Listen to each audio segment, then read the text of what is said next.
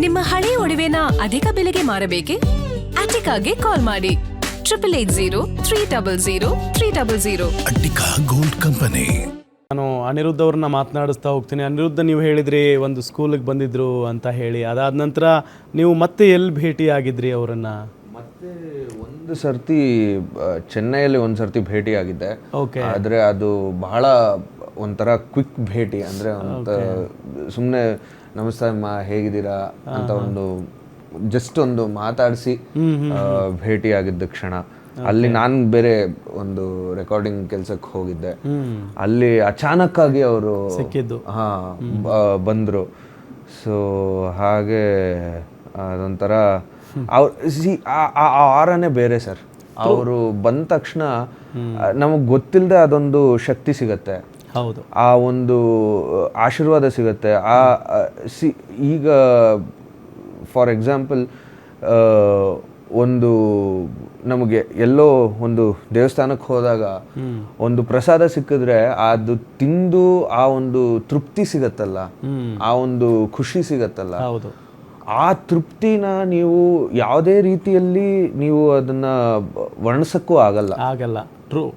ಹಾಗೆ ಜಾನಕಮ್ಮ ಅವರ ಆಶೀರ್ವಾದ ಆಗಲಿ, ಅವರ ಒಂದು ಆರ ಆಗಲಿ, ಆ ಒಂದು ಭೇಟಿ ಆಗಲಿ, ಅದನ್ನ ಯಾವುದೇ ರೀತಿಯಲ್ಲಿ ಅದನ್ನ ನಾವು ವರ್ಣಿಸಕ್ಕಾಗಲ್ಲ.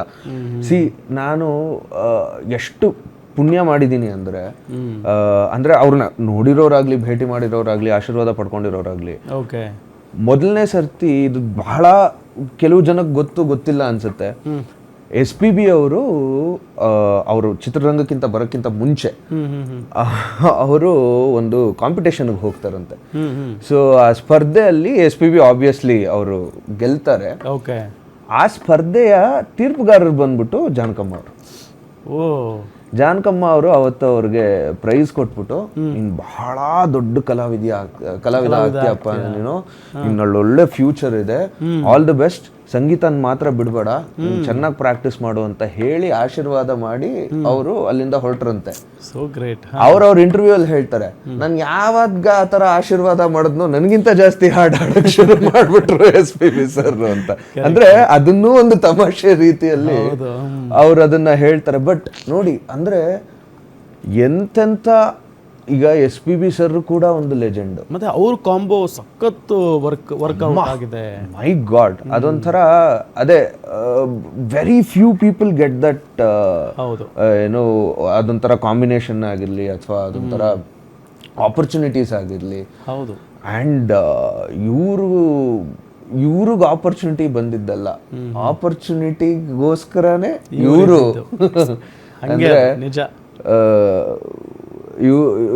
ಇವರಿಂದ ಹಾಡು ಬರಬೇಕು ಅಂತಾನೆ ಸಂಗೀತ ಇವ್ರಿಗೆ ಒಲ್ದು ಬಂದಂಗೆ ಅಂದ್ರೆ ಸಂಗೀತಕ್ಕಾಗಿನೇ ಇವರು ಜನ್ಮ ತಾಳಿದ್ರ, ಆ ಥರ ಒಂದು ಪ್ರಶ್ನೆ ಅಲ್ವಾ? ನಿಜವಾಗ್ಲು. ಸೊ ಅದಾದ ನಂತರ ಮತ್ತೆ ಎಲ್ಲಿ ಭೇಟಿ ಆಗಿದ್ರಿ? ಅದಷ್ಟೇ ಲಾಸ್ಟ್ ಅದೇ. ಮೈ ಗಾಡ್, ಲಾಸ್ಟ್. ಬಟ್ ಅವತ್ತು ಅನ್ಫಾರ್ಚುನೇಟ್ಲಿ ಅದೇನೋ ಗೊತ್ತಿಲ್ಲ, ಅಂದ್ರೆ ಅವರು ಪಾಪ ಬ್ಯುಸಿ ಶೆಡ್ಯೂಲ್ ಅಲ್ಲೇ ಇದ್ರು. ಆಮೇಲೆ ನಮಗೂ ಆಸ್ ಆರ್ಟಿಸ್ಟ್ ನಾವು ತೊಂದರೆ ಕೊಡೋಕ್ಕೆ ನಮಗೂ ಇಷ್ಟ ಆಗಲ್ಲ, ನಿಮಗೂ ಗೊತ್ತಿರುತ್ತೆ ಶೆಡ್ಯೂಲ್ ಇರುತ್ತೆ. ಅಂಡ್ ಅಫ್ಕೋರ್ಸ್ ಅವ್ರು ಯಾವತ್ತೂ ಇಲ್ಲ ಅನ್ನಲ್ಲ, ಯಾವತ್ತೂ ಹಸನ್ಮುಖಿಯಾಗೇ ಇರ್ತಾ ಇದ್ರು. ಅಂಡ್ ಅಂದ್ರೆ ಅವರು ಕೆಲವೊಂದು ಸರ್ತಿ ಏನಾಗದು ಗೊತ್ತಾ, ಈಗ ಒಂದು ದೇವಸ್ಥಾನಕ್ಕೆ, ಅಂದ್ರೆ ನಾನು ಯಾಕೆ ಹೇಳ್ತಾ ಇದೀನಿ ಅಂದ್ರೆ ಅದೆಲ್ಲರೂ ರಿಲೇಟ್ ಮಾಡ್ಕೋಬಹುದು ಅಂತ. ನಾವ್ ಏನೋ ಅನ್ಕೊಂಡ್ ಹೋಗಿರ್ತೀವಿ, ಇದ್ ಕೇಳ್ಕೋಬೇಕು ಅದ್ ಕೇಳ್ಕೋಬೇಕು ಅಂತ. ಒಂದೊಂದ್ಸರ್ತಿ ಆ ದೇವರನ್ನ ನೋಡಿದ ತಕ್ಷಣ ನಮ್ಗೆ ಏನ್ ಕೇಳ್ಕೋಬೇಕು ಮರ್ತೆ ಹೋಗ್ಬಿಡುತ್ತೆ. ನಾವ್ ಏನೋ ಒಂದು ವಿಷಯಕ್ಕೆ ಹೋಗಿರ್ತೀವಿ, ಆದ್ರೆ ಅಲ್ಲಿಗೆ ಹೋದ ತಕ್ಷಣ ನಮ್ಗೆಲ್ಲ ಸಡನ್ ಬ್ಲಾಂಕ್ ಆಗ್ಬಿಡುತ್ತೆ. ಯಾಕಂದ್ರೆ ಅದೊಂಥರ ಅದು ಆರ, ಒಂದು ಏನೋ ಡಿವೈನ್ ಸ್ಪೇಸ್ ಅಲ್ಲಿ ನಾವೊಂದು ಇರ್ತೀವಿ. ಸೊ ಹಾಗಾಗಿ ಅವತ್ತು ನನಗೂ ಅದೊಂದಿದೆ, ಒಂದು ಫೋಟೋ ತಗೋಬೋದಾಗಿತ್ತಲ್ಲ ಅಂತ ಅವ್ರ ಜೊತೆ. ಬಟ್ ಅಲ್ಲಿ ಮಾತಾಡಿ ಅವ್ರನ್ನ ಭೇಟಿ ಮಾಡೋಷ್ಟ್ರೊಳಗೆ ಅದು ಮೈಂಡ್ಗೆ ಬರಲ್ಲ. ಅದು ಅದೇ ಚಿಕ್ಕ ವಯಸ್ಸಲ್ಲಿ ತಗೊಂಡಿದ್ದೆ ಲಾಸ್ಟ್. ಬಟ್ ಇನ್ನೊಂದು ಏನು ಗೊತ್ತಾ, ನೀವು ಅದೃಷ್ಟವಂತರು. ನಾನು ಆಗ್ಲೇ ಹೇಳ್ತಾ ಇದ್ದೆ ನಿಮ್ಗೆ ಆಫೇರಲ್ಲಿ, ಸಾಕಷ್ಟು ಜನರನ್ನ ನಾವು ನಿನ್ನೆಯಿಂದ ಮಾತಾಡಿಸ್ತಾ ಇದ್ದೀವಿ, ದೊಡ್ಡ ದೊಡ್ಡ ಕಲಾವಿದರನ್ನ, ಡೈರೆಕ್ಟರ್ಗಳನ್ನು, ಹಿರಿಯ ನಿರ್ದೇಶಕರುಗಳನ್ನೆಲ್ಲ ಮಾತಾಡಿಸ್ತಾ ಇದ್ದೀವಿ. ಅವ್ರು ಹೇಳ್ತಾ ಇರೋದು, ಇಲ್ಲ ನಮಗೆ ಒಮ್ಮೆನೂ ಅವಕಾಶ ಸಿಕ್ಕಿಲ್ಲ ಅವ್ರ ಜೊತೆ ಮಾತಾಡೋದಕ್ಕೆ, ಅವ್ರ ಜೊತೆಗೆ ವೇದಿಕೆ ಹಂಚ್ಕೊಳ್ಳೋದಕ್ಕೆ, ಅವ್ರ ಜೊತೆ ಕೆಲಸ ಮಾಡೋದಕ್ಕೆ ಅಂತ. ನೀವು ಅಟ್ಲೀಸ್ಟ್ ಅವ್ರನ್ನ ನಿಮ್ಮನ್ನು ಮುಟ್ಟಿದ್ದಾರೆ, ನಿಮಗೆ ಮುತ್ತು ಕೊಟ್ಟಿದ್ದಾರೆ, ಅವರು ನಿಮ್ಮನ್ನ ಹಗ್ ಮಾಡಿದ್ದಾರೆ. ಸೊ ಗ್ರೇಟ್ ಅದೆಲ್ಲ. ಇಲ್ಲ, ನಿಜವಾಗ್ಲೂ ಅದು ಆಶೀರ್ವಾದ, ಒಂದು ಪುಣ್ಯ, ಒಂದು ಸೌಭಾಗ್ಯ. ಅದಕ್ಕೆ ನಮ್ಮ ಗುರುಗಳು ಶ್ರೀಮತಿ ಮಂಜುಳಾ ಗುರುರಾಜ್ ಅವ್ರಿಗೆ ನಾನು ಯಾವತ್ತಿಗೂ ಚಿರಋಣಿಯಾಗಿರ್ತೀನಿ. ಯಾಕಂದ್ರೆ ಅವರಾಗ್ಲಿ, ಗುರುಜಿ ಅವ್ರ ಹಸ್ಬೆಂಡ್ ಆಗಲಿ, ಅವರ ಒಂದು ಶಾಲೆಯಿಂದ, ಅವರ ಒಂದು ಆರ್ಕೆಸ್ಟ್ರಾಯಿಂದ ಬಹಳ ಕಾರ್ಯಕ್ರಮಗಳಲ್ಲಿ ನನ್ನ ಹಾಡಿಸಿದ್ದಾರೆ, ನನಗೊಂದು ಪ್ರೋತ್ಸಾಹ ಕೊಟ್ಟಿದ್ದಾರೆ. ಆ್ಯಂಡ್ ಬಹಳಷ್ಟು ಲೆಜೆಂಡ್ಸ್, SPB ಸರ್ ಆಗಲಿ, ಹರಿಹರನ್ ಸರ್ ಆಗಲಿ, ಜಾನಕಮ್ಮ ಅವರಾಗಲಿ, ಇವ್ರನ್ನೆಲ್ಲ ನಾನು ಭೇಟಿಯಾಗಕ್ಕೆ ಕಾರಣನೇ ಒಂದು ಸಾಧನಾ ಸಂಗೀತ ಶಾಲೆ ಅಂತಲೇ ಹೇಳ್ಬೋದು, ಮಂಜುಳಾ ಗುರುರಾಜ್ ಅವರು ಅಂತಲೇ ಹೇಳ್ಬೋದು. ಸೊ ಇದೆಲ್ಲ ಒಂಥರ, ಅಂದರೆ ನಮಗೂ ಎಷ್ಟೊಂದು ಸರ್ತಿ ಅನಿಸ್ತಾ ಇರುತ್ತಲ್ವ, ಅಂದರೆ ಒಂದೊಂದು ಸರ್ತಿ every artist has an up side and down side. So ನಮಗೂ ಒಂಥರ ಅಯ್ಯೋ ಇದು ಯಾಕಾದ್ರೂ ಏನೋ ವರ್ಕ್ ಆಗ್ತಾ ಇಲ್ವಲ್ಲ ಇದು, ಏನೋ ಒಂದೊಂದು ಸರ್ತಿ ನಮಗೂ ಅನಿಸ್ತಾ ಇರುತ್ತೆ. ಅಂದರೆ there will be a down side session for all artist. ಅಂಥ ಟೈಮಲ್ಲಿ ನನಗಿದೇ ಜ್ಞಾಪಕ ಬರುತ್ತೆ, ಇಲ್ಲ ಇಂಥ ಒಂದು ಲೆಜೆಂಡ್ಸ್ ಇವರಿಂದ ನೀನು ಆಶೀರ್ವಾದ ತೊಗೊಂಡಿದ್ಯಾ. So it is something, there should be something. ಇಲ್ಲಾಂದರೆ ಸುಮ್ಮನೆ ಅದಾಗಲ್ಲ. Everything is a chain reaction in this world ಅನ್ನೋ ಹಾಗೆ. ಒಂದು ಅದು, ಇನ್ನೊಂದು ಅವ್ರು ಅಷ್ಟು ಬ್ಯುಸಿ ಇದ್ರು ಆ ಟೈಮಲ್ಲಿ. ಅಂದರೆ ಒಂದು ದಿವಸಕ್ಕೆ 16 ಹಾಡು 18 ಹಾಡು ಹಾಡೋದು, ಅದನ್ನ ಸುಮ್ಮನೆ ಹೇಳಕ್ಕೂ ಒಂಥರ ಭಯ ಆಗುತ್ತೆ. ಅಲ್ಲ, ಅದು ಹ್ಯೂಮನ್ಲಿ ಇಂಪಾಸಿಬಲ್. ಅದು ಒಂಥರ ಅದೇ ಹೇಳಲ್ವಾ, ಅಂದ್ರೆ ಅಸಾಧಾರಣ. ಅದು ಯಾರಿಗೆ ಅರ್ಥ ಆಗುತ್ತೆ ಅಂದ್ರೆ ನಿಮ್ಗೆ ಅರ್ಥ ಆಗುತ್ತೆ, ಸಂಗೀತ ಕ್ಷೇತ್ರದಲ್ಲಿ ಪಳಗಿರುವವ್ರಿಗೆ ಅರ್ಥ ಆಗುತ್ತೆ ಆ ಕಷ್ಟ ಹಿಂಗೆ. ಅದೊಂದು ದೊಡ್ಡ ಸಾಧನೆ ಅದು. ಹೌದು. ಎಸ್, ಇನ್ನೊಂದು ಒಂದು ಹಾಡನ್ನ ಹಾಡ್ಬೋದಾ? ಡೆಫಿನೆಟ್ಲಿ. ಅವರ ಮತ್ತೊಂದು ಹಾಡು ನನಗೆ ಬಹಳ ಇಷ್ಟ.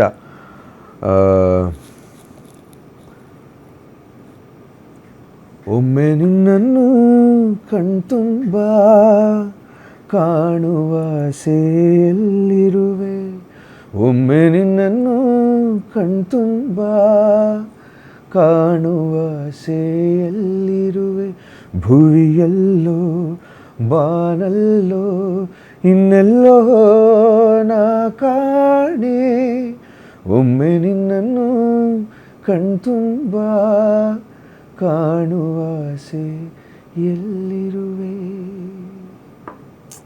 ಇದಂತೂ ಎವರ್ ಗ್ರೀನ್. ಯಾವಾಗಲೂ ಕೂಡ ಈಗಿನ ಅಂದರೆ ಜೆನ್ಸಿ ಅಂತ ಏನು ಕರಿತೀವಿ, ಎಲ್ಲರೂ ಇಷ್ಟಪಡುವಂಥ ಸಾಂಗುಗಳು.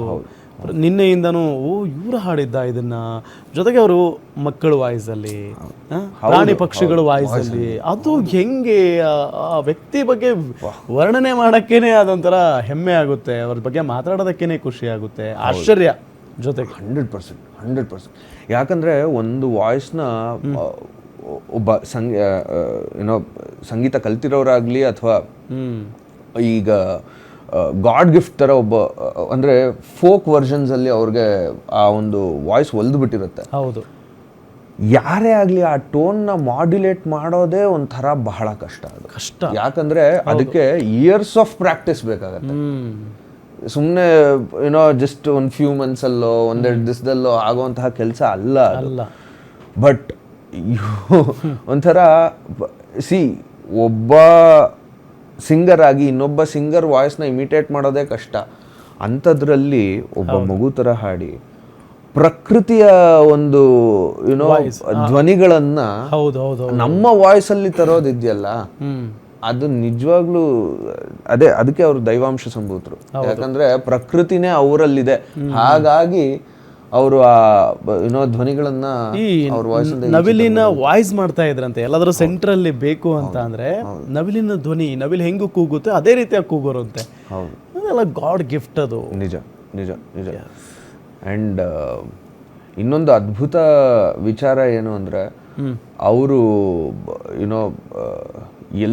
ಈಗ ಆಂಧ್ರದಲ್ಲಿ ಹುಟ್ಟಿ ಸಾಕಷ್ಟು ಒಂದು ಏನೋ ಜಗತ್ತೇ ಸುತ್ತಬಿಟ್ಟಿದ್ದಾರೆ ಹೌದು. ಅವರ ಒಂದು ಸಂಗೀತ ಪಯಣದಲ್ಲಿ.